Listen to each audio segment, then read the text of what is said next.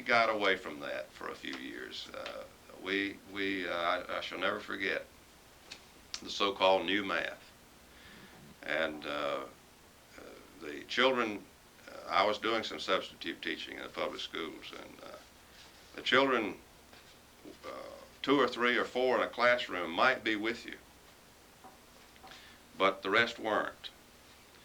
And in order for one to understand the theories of mathematics, one must first master the fundamentals so that the theory makes sense. And whether it's the written word, the spoken word, or computation, there are certain fundamental things that we must master. And one of the ways that you master fundamentals is to do them often enough. The military says repetition and frequency, repetition and frequency. I very well remember that. And there isn't a better learning institution in this civilization than in the military, and they do it well. And I think we've had to relearn that, so that the demands of the future are so great that it's impossible. 20 years ago, you didn't care whether or not the man who worked on your car could read, as long as he was a good mechanic.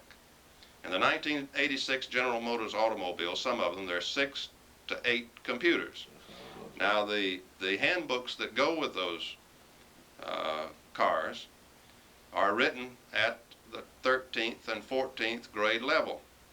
Now, if the mechanic is reading at the 8th grade level, we got problems.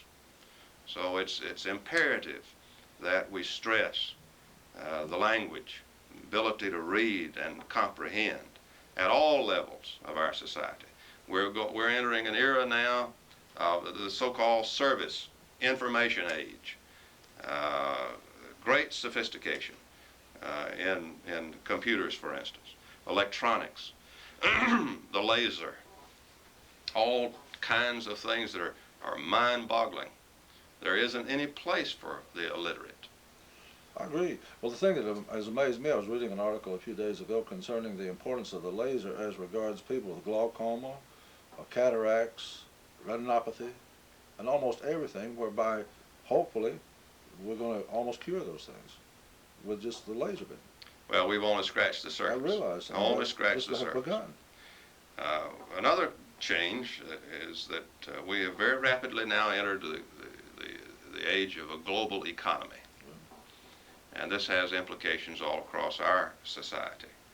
The world indeed is smaller and smaller, and this is causing somewhat of a revolution in our society. And we're trying to adjust with a great deal of most of the labor-intensive activities in manufacturing taking place in other lands, far, far away.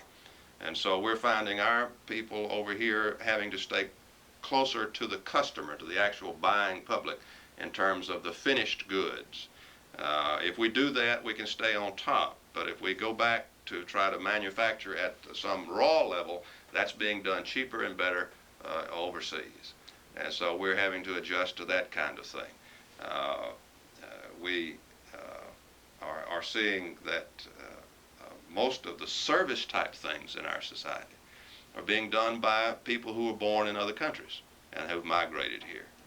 And so we're seeing now that the Spanish language, for instance, is paramount in certain parts of the United States. And if you look at the so-called Sun Belt, the Mexican Americans and the blacks are reproducing at a rate which more than reproduces themselves. Yes. The whites are not. Now, what are the implications of that 25 and 50 years from now? There are great implications in our as it relates to our society and the way we think about things, and we're not too worried right now about whether or not we can understand Spanish, but we might ought to start thinking about it. Well, I have always maintained one thing, that insofar as our relationship to any nation is concerned, I don't care what it is, whether it's the Mexicans or whether it's the Spanish nation, or whether it's the Russians, whatever, that we have never bothered to learn, and unless you actually think in another language, you can't conceivably understand other people, Doctor. That's true. And that has always bothered me. I think we should start teaching courses in languages somewhere in kindergarten and keep it going all the way through till we can really think and understand in other languages. Well, that's another one of the changes that we were talking about, and that is the concept of lifelong learning. We used to think in terms of so-called terminal education. You get to a certain point, and you move into the labor force or whatever. And now we're fully aware that this life itself is learning, and this is a lifelong process. Information now is doubling every 5 years, Yes. and by the time one thinks he has it made, he's obsolete if he doesn't continue to read and study. And this is why we're in the greatest arena here at Wilkes Community College, because we attract people from all ages, from all walks of life, with relevant programs. And this is an ever present challenge to keep our programs current so that we keep up with this rapidly paced society. Well, that's another thing I wanted to ask you about, and I'm glad you brought this up, concerning the curriculum changes here at the college. For example, as the things have changed, as we have a need that we've outgrown, we drop something maybe and add something else. We have an advisory committee, I'm not sure the exact name here locally, which I think came into being after you became president of the institution.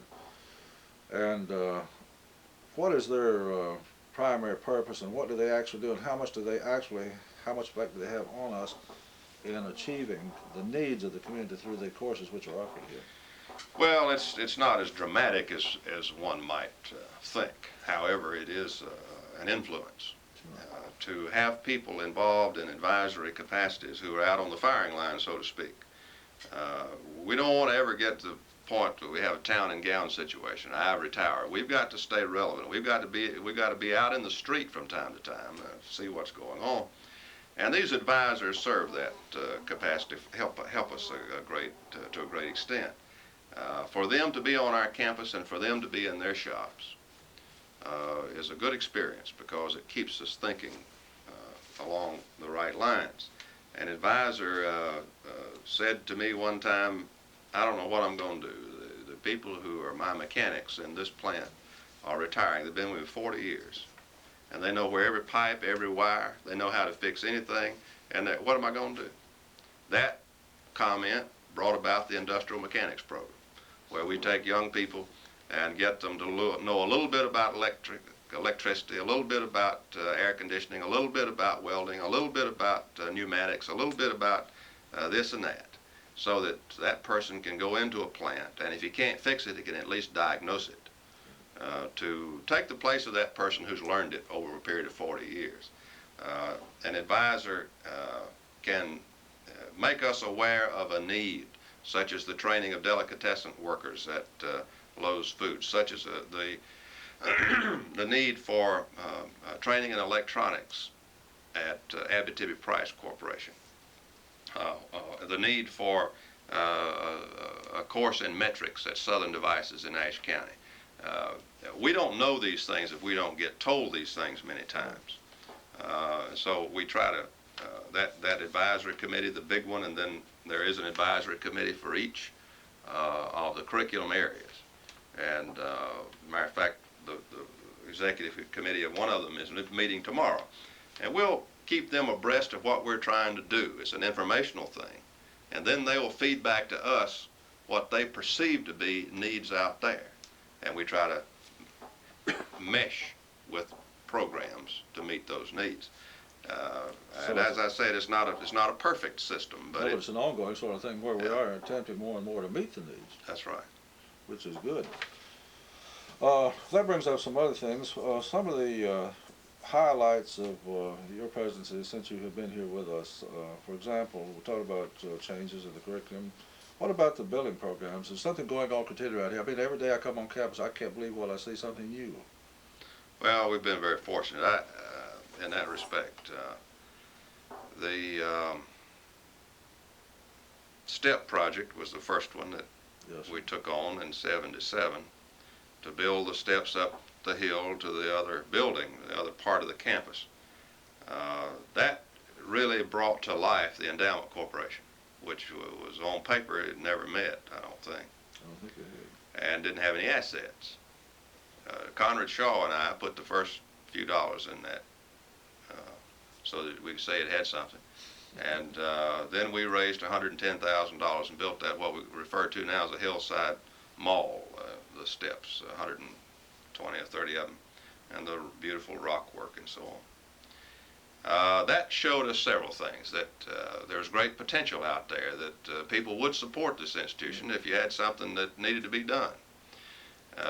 So, of course, the crowning achievement of that was the Walker Center. About $2.2 million. It was raised locally, and is now the showplace of this part of the country. And there hardly a day goes by that people don't come from other parts of the state and the region to see that facility and to try to find out how we did it. The Title III funding was a great thing for this institution, where we got about $2.5 million over a period of 3 or 4 years, where we spent $1 million plus on hardware to put in a management information system. It brings us right on the cutting edge of technology in regards to the computer age. And this was a great thing. The growth of the scholarship and endowment part, which is now some $350,000 raised over the last 7 years. In fact, if you look at all of the what we refer to as external funding that came from other than appropriation, in the last 8 years we've averaged better than $1 million a year. That's extraordinary. And it is a fine record, and Sure. that's all, not, I don't take credit for that.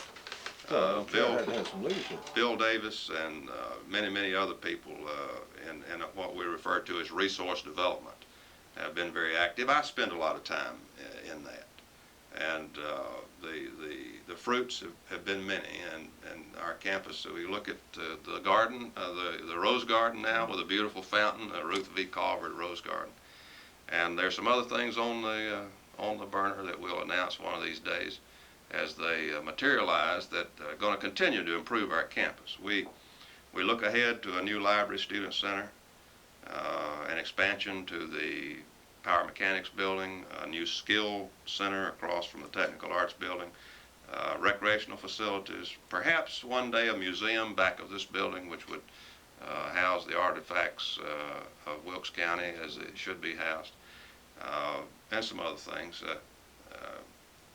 We have in our 5-year projection the Skills Center, and probably the Skills Center will be funded in the next session of the legislature. That sounds good. And of course, I'll have to admit, I'm sort of proud of this place where we are at the moment. I didn't mean to leave that out. Well, I just had to get my 2 cents worth in there. When I came here, as I recall, there were $7,000 in a fund for the James Larkin Pearson project building, proposed building, that had been raised by school children. And so we got $10,000, I believe, from the legislature through the efforts of Senator Jim Edwards, I believe. Primarily, yes. And that gave us $17,000. Then we got $25,000 from the Z. Smith Reynolds Foundation. And then we got $81,000 from the Appalachian Regional Commission. So we were able in a relatively short period of time to put together a package that brought this about, and I'm very proud of that. Well, the thing that really I find most interesting is I expect this is probably, I'm not sure, but it's probably the only building to a poet laureate in the United States. That could be. I don't know. I know really not unless I sat down and wrote every state to find out, but I have thought about that. And the fact that it is being utilized more and more by people who come in from places like Appalachian, Wake Forest, students from Salem College, and then of course the high school and the grammar school kids are there, plus the community. Sure.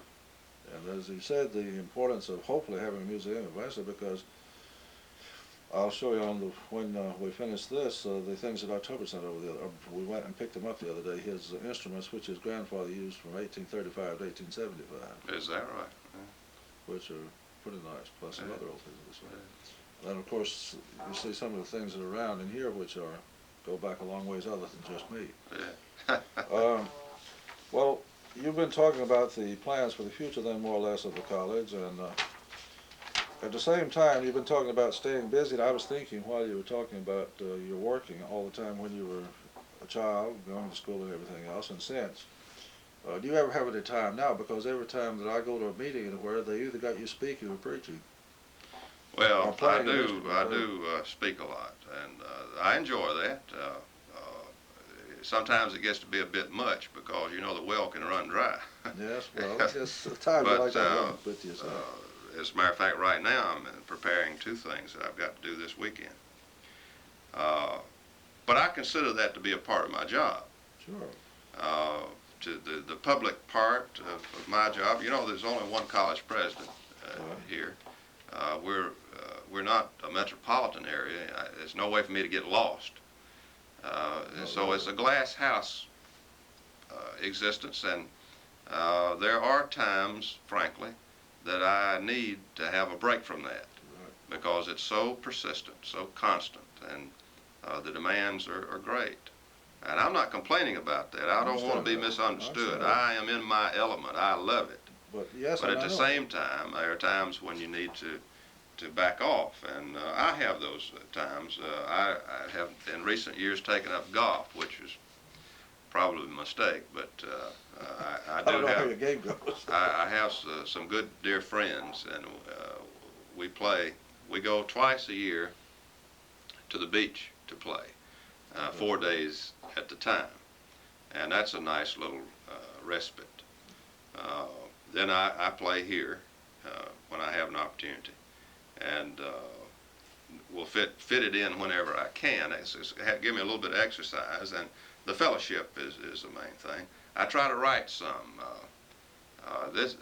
It's harder and harder to do that because, as you know, you sit down to write, you need to have some uninterrupted time and where you can really concentrate and so on. But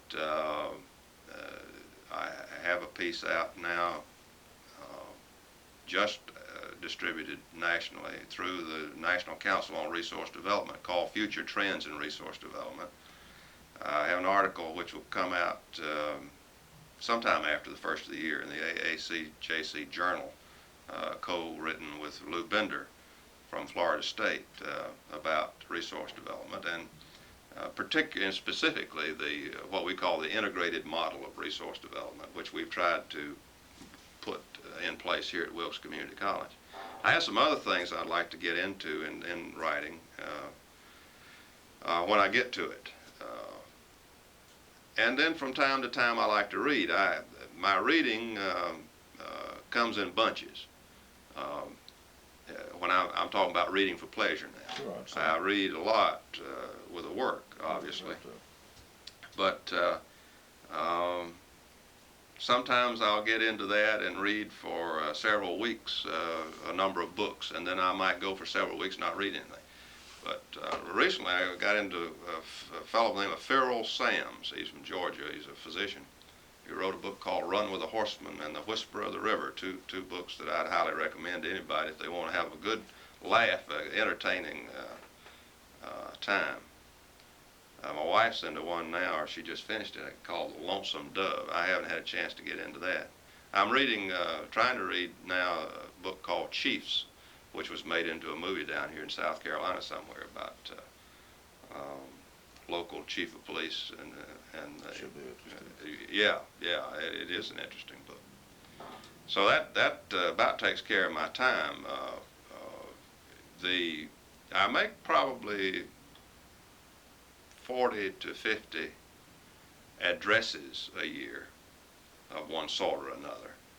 And then, of course, being president of the college, you welcome every group in the world to the campus, and you appear at every event if you can, and at every dinner. And then I'm active in a civic club, the North Wilkesboro Kiwanis Club.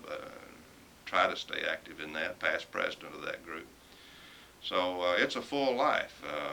Well, the Methodists call on you periodically for Sunday school lessons for the men's class and other classes. Yes. And for every time the conference meets, you get called on to supply for the pastor. Right. And the Baptists, I understand, have recently barred you to speak for them while they were without a pastor. Yeah, I'm doing that again this Sunday. Yeah. You know, maybe. But I enjoy it. I like Well, I to do know, that. but at the same time, it seems that sometimes you need time just to just really relax and say, well, I just don't have anything that I have to do, for example. Right. I'm one who maintains that everyone needs a certain amount of time to goof. Well, I hope to And, have some of that during the holidays. We'll I hope have you some will. time off. Yeah. Because you need it Yeah. sometimes. Yeah. And you need to just have time to just goof and do what you please Yeah. or do nothing if you please. Yeah. It'd be nice. How's the grandchild? She's great. Her name is uh, Chris, and her middle name is Gail after Dee Dee, and Christina is her full name.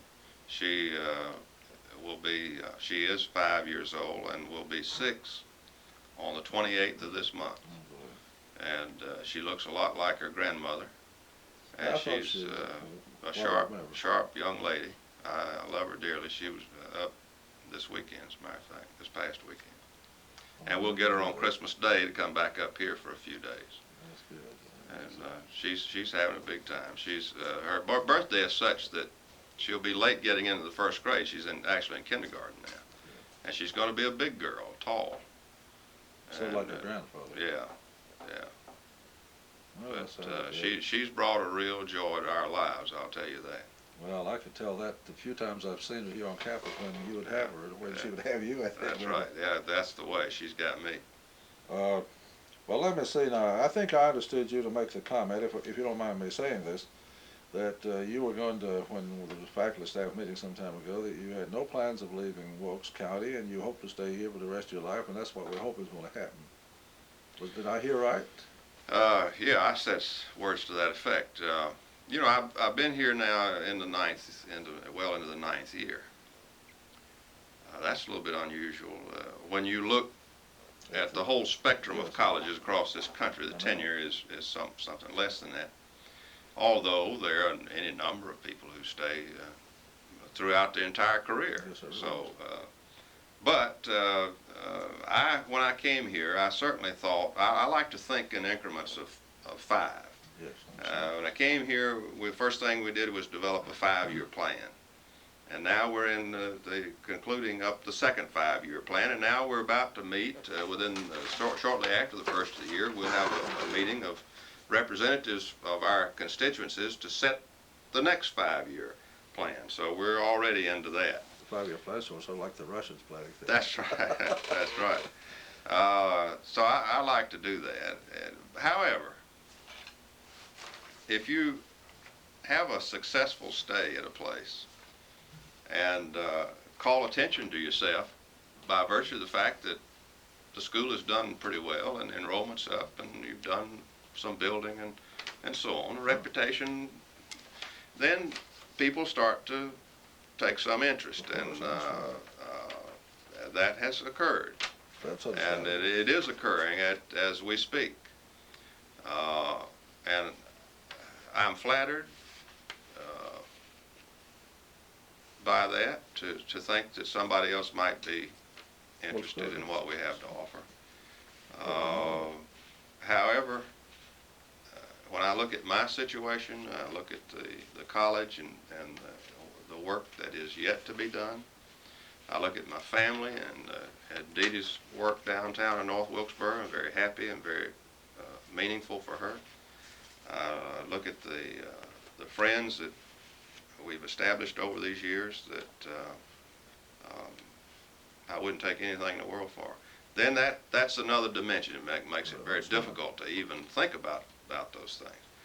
But I have to be conscious and sensitive and alert that I don't stay longer than I should, because I've got enough sense to know that every institution needs new leadership, and there comes a time when that happens. Well, now, if I have a sense of that what I have to offer has pretty much been offered, and that there's a new challenge, and then of course I'm going to consider it. Of course. But I haven't reached that point yet. And I hope I'm not being naive, but I believe that people are continuing to respond in a positive way to our leadership. And as long as I feel that way, then I'm not antsy to to leave. I can understand. Well, I can see in the word that you used, which I was thinking about, the challenge of going and doing something somewhere else when you feel like maybe your work is finished at the place where you are. Yes, Does that go back maybe a little bit to your training as a minister? yes, I was wondering about that. yes, very much so. More so the Baptist type than the Methodist Yes. type then. Yes. Yeah, I refer to it as a call. I don't put it in that way No, I very understand often, that. but I think that there's something to that. I have seen presidents stay too long. And things I've just seen sort of- presidents leave too soon, Yeah. That can Uh, happen both ways. and there's a fine line in there to know which is which. Of course. And I just hope I've got enough sense to figure it out. Well, we just hope it's going to be quite some time before you figure it out. I mean, to where it seems to be that the time has come, because, quite frankly, with what you've accomplished here, and I'll have to admit, I knew Thompson years ago, Dr. Thompson, and liked him very much, and I hated to see him leave, but I felt like, quite frankly, maybe the time had come when it was better for the college for him to leave. I haven't felt that way about you so far. Good. Well, I'm glad. Of course, I don't have that much to do with it anyway, but I mean, and I haven't heard, the comments that I get, Doctor, anywhere that I go, is the fact that we are so proud of Wilkes Community College, and they invariably mention David Daniel. Well, And, let me say this about that. Anybody in this position has to say no Sure. from time to That's time. right. Certainly have to. And if you say no, if you stay long enough and say no to enough people, you're going to have some people going to be happy to see you go. Well, evidently you haven't said no to very many people so far. Well, we try to have an administration that is